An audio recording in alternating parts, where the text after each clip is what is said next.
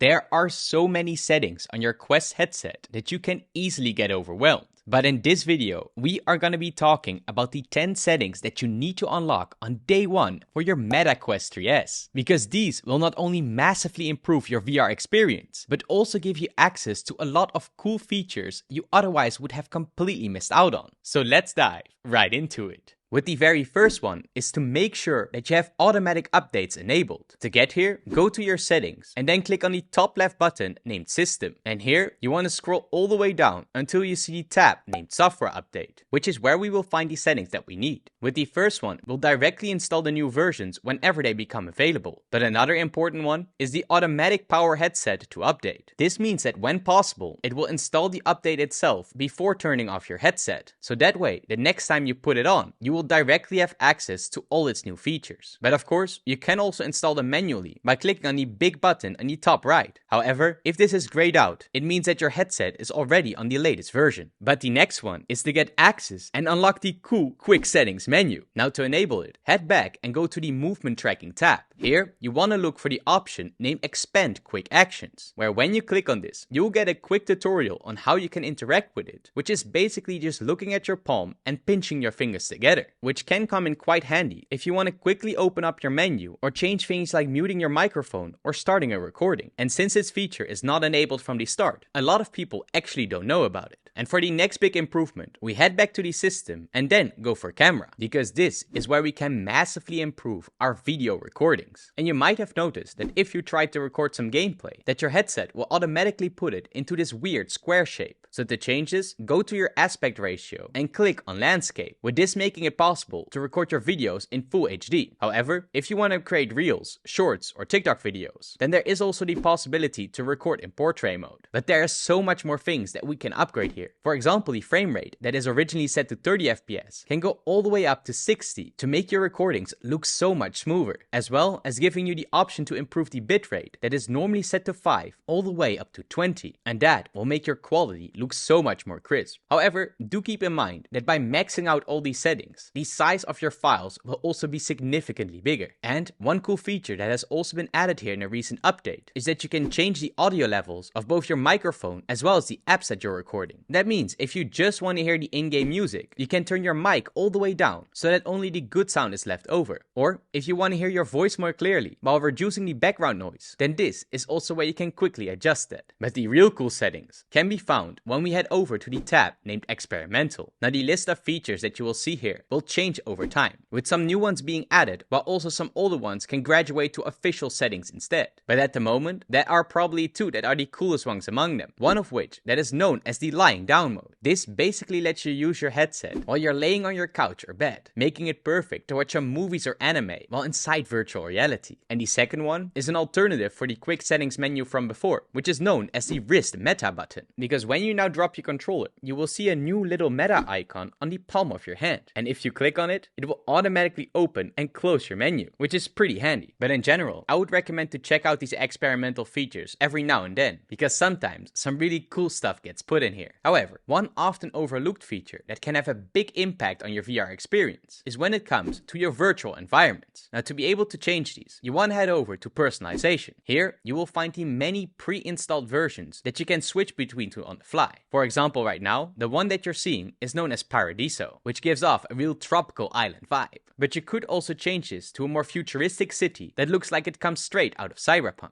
But while there are some cool options among the ones that you have, there is actually also a way to get some that are not directly included on this list. But we'll cover that later in the video. Just know that you right now already have a bunch of different worlds available at your fingertips. But the next setting that you should definitely change is when we look at the boundary system, because this shows you a big blue grid once you get too close to the borders that you have set up for your play space. And while this is normally important to warn you to not hit your walls, it often already pops up even if you're still quite far from it. Luckily, we can easily change this. To do that, go to the tab named Physical Space, where you will see the room scale boundary sensitivity. Now normally, this is probably set somewhere in the middle between the low and high. However, when we put this all the way to the left, you will still see that we get a warning once we're too close to the boundary, but it will kick in much later, giving you so much more space to work with. Although, do keep in mind that this might also include some dangers if you have some big TVs or other important furniture around. But to prevent this, you can also click on the advanced options, where you can see much more details that you can change, depending on, for example, the speed of your controllers and headset. That way, you can make sure not to break everything around you while still enjoying it to the absolute maximum. And in here, you can also find your space setup, which has all the different mapped out areas that you have played with your headset so far. In this case, mine is called living room, but you might have a much bigger list that you can also clear up in here or adjust whenever you want.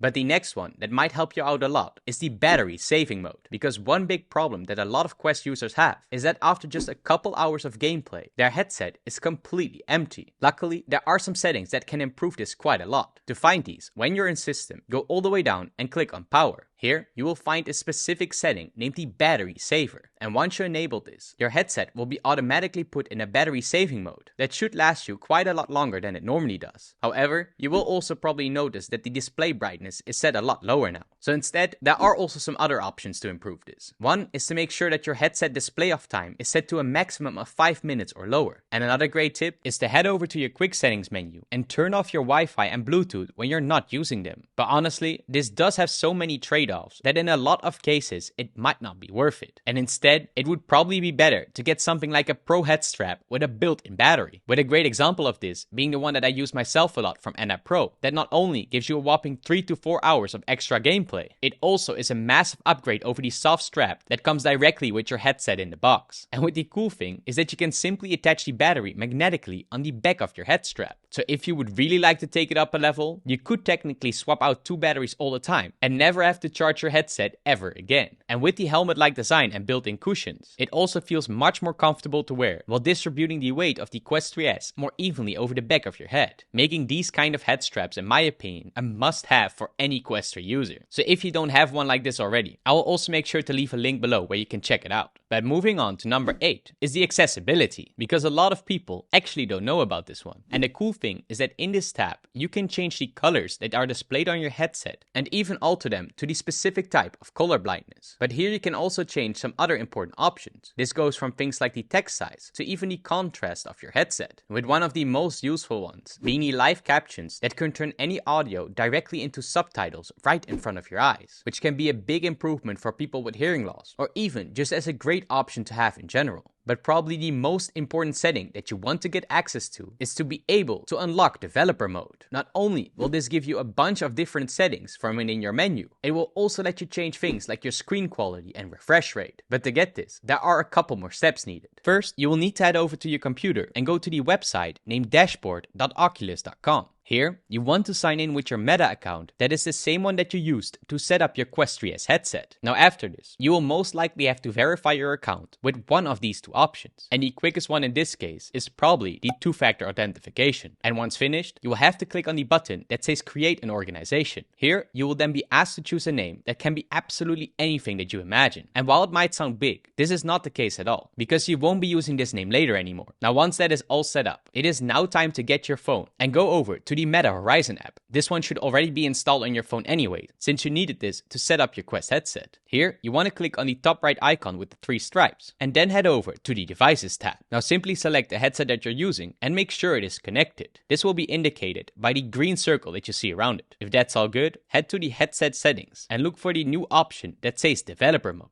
And all that is left is just simply to toggle on this function and to restart your headset. And that gets us directly to the most important change for your VR headset, and that is to unlock SideQuest, because this gives you access to a massive library of VR games that are often not yet available on the official Quest store. And best of all, most of them are completely free. But the main reason we want to get SideQuest up and running is now that we have the developer mode unlocked, this will now also give you access to a massive list of features that can truly take your VR experience to the next level. This goes from things like changing your default texture size that will instantly make all your games look a lot more crisp and sharp. But you can also choose the up the refresh rate all the way up to the maximum, letting your headset finally take full advantage of what it is capable of. But to be able to get side quests on your 3S, as well as to unlock the features to increase the quality, you will have to follow some very specific steps. So make sure not to miss out on that by clicking on the video that you see on screen right now, where we will break it all down in an easy to follow guide. And of course, stay awesome.